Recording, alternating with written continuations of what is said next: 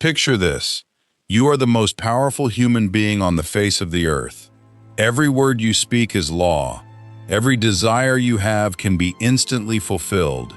You command armies that shake the very foundations of the known world. And yet, you are sleeping on a hard camp bed, in the freezing rain, surrounded by enemies for 19 long years. This was the reality of Marcus Aurelius, the emperor of Rome, the man who had everything, but chose to endure hardship. Why? Why would the man who owned the world choose to suffer? Ask yourself this question right now. And if you are brave enough, write your answer below. What would you do if you had absolute power and zero consequences? Would you become a tyrant, or would you become a philosopher king? Marcus Aurelius chose the latter. He knew that the only way to remain unbroken, the only way to keep his mind sharp and his spirit strong, was to forge himself in the fires of voluntary hardship. He didn't just read about being tough, he lived it. He understood that comfort is the enemy of greatness. Comfort makes you soft. Comfort makes you weak. Comfort makes you fragile. Think about your own life. How many times have you chosen the path of least resistance? How many times have you let the easy way out dictate your future? We all do it. But what if there was another way? What if you could build a mind so strong, so resilient that nothing could break you? This isn't some modern self-help fantasy. This is an ancient technique, forged in blood and steel, tested by the greatest minds in history. Welcome to the 4-layer mental armor system. But before we get to the armor, we need to look at another man. A man who had the exact opposite life of Marcus Aurelius. Imagine being born into chains. Imagine your body belonging to someone else. Imagine being tortured, your leg twisted until it snapped, just for the amusement of your master. This was Epictetus, a slave, a man who had absolutely nothing. No power, no wealth, not even his own body. And yet, he became one of the most respected philosophers in history. How? How does a slave become a master of the mind? He realized one simple truth. They could own his body, but they could never own his mind. He built the first layer of the armor, the shield of perception. The shield of perception is the understanding that you cannot control what happens to you. You can only control how you react to it. Epictetus said, "It's not what happens to you, but how you react to it that matters." When his master broke his leg, Epictetus didn't scream. He didn't beg for mercy. He simply said, "I told you it would break." That is the power of the shield of perception. It deflects the blows of fate. It turns tragedy into triumph. It turns pain into power. But perception alone isn't enough. You need the second layer, the armor of acceptance. And for that, we turn to Seneca. Seneca was one of the wealthiest men in Rome, an advisor to the Emperor Nero, a man who had it all, until he didn't. Nero turned on him, exiled him, and eventually ordered him to commit suicide. How did Seneca react? Did he cry? Did he beg for his life? No. He accepted his fate with calm and dignity. He had spent his entire life practicing the armor of acceptance. He practiced what the Stoics called premeditatio malorum, the premeditation of evils. He would regularly imagine losing everything, his wealth, his status, his life. He would practice living in poverty, eating scraps, wearing rags, just to prove to himself that he could survive it. This is voluntary hardship. This is how you build anti-fragility. Anti-fragility isn't just about surviving, It's about getting stronger when you are attacked. It's about growing from the chaos. When you practice the armor of acceptance, you don't just endure the storm, you become the storm. So, we have the shield of perception and the armor of acceptance. But what about the offensive? That brings us to the third layer, the sword of action. You see, Stoicism isn't about just sitting around accepting everything. It's about taking bold, decisive action. Marcus Aurelius didn't just accept the barbarian invasions. He led his armies against them. He fought, he bled, he conquered. The sword of action is the ability to cut through the noise, to cut through the fear, and do what needs to be done, even when it's hard, especially when it's hard. Are you taking action in your life? Or are you just waiting for things to happen to you? Ask yourself this question right now, and if you are brave enough, write your answer below. What is the one action you know you need to take, but have been avoiding because of fear? The sword of action is waiting for you to pick it up, but you have to be the one to grasp the hilt. And finally, the fourth layer, the fortress of daily practice. None of this works if you only do it once. You can't just read a quote and expect your life to change.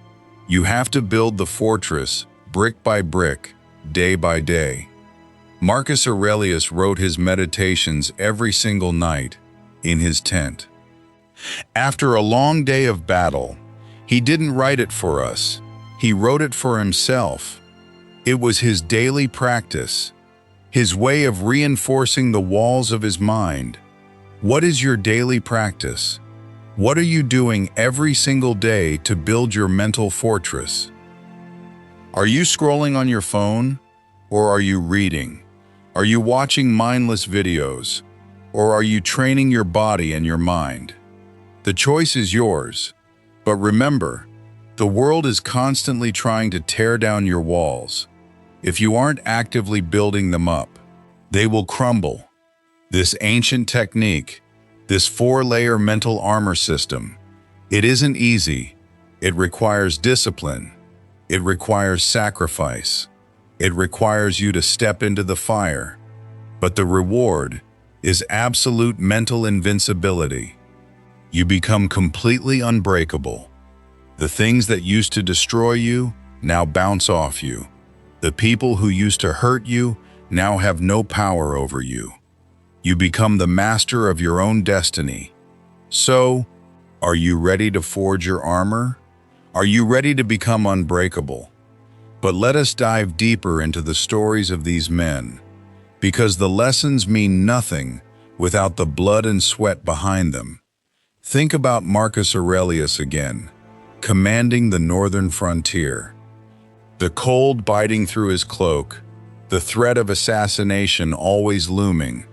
He could have stayed in Rome, eating grapes and watching gladiators, but he knew that true strength is born in the struggle. Have you ever chosen the struggle? Have you ever walked into the storm willingly just to see what you are made of? This is the core of anti-fragility. When a muscle is torn, it grows back stronger. When a mind is tested, it becomes sharper. And Epictetus, hobbling on his broken leg, teaching free men about true freedom. He said that a man is only a slave if he allows his mind to be conquered. Your mind is the only territory you truly own. Are you defending your territory, or are you letting fear and anxiety set up camp in your head? The shield of perception requires constant vigilance.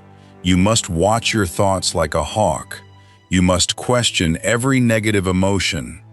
Seneca knew this better than anyone. As he sat waiting for the executioner, he didn't panic. He didn't plead. He simply offered his veins and showed his friends how a philosopher dies. He had mentally rehearsed this moment 1,000 times. The armor of acceptance was so thick, the blade couldn't penetrate his spirit. What are you so afraid of losing that it controls your life? Is it your job, your reputation, your comfort? When you strip away the fear of loss, you become truly dangerous. You become a force of nature. But remember, with shield and armor are not enough to win a war. You need the sword of action. You must strike at your goals with relentless precision. You must carve your path through the obstacles. The Stoics didn't believe in sitting still. They believed in moving forward. Always forward, no matter what stands in the way. Is there a wall in front of you right now? Then climb it, break it down, or dig under it. The obstacle is the way. Every challenge is just an opportunity to sharpen your sword. And that brings us back to the fortress of daily practice, the foundation of it all. You don't build a fortress in a day. You build it habit by habit, choice by choice. Every time you choose discipline over comfort, you place another stone. Every time you choose action over apathy, you reinforce the gates.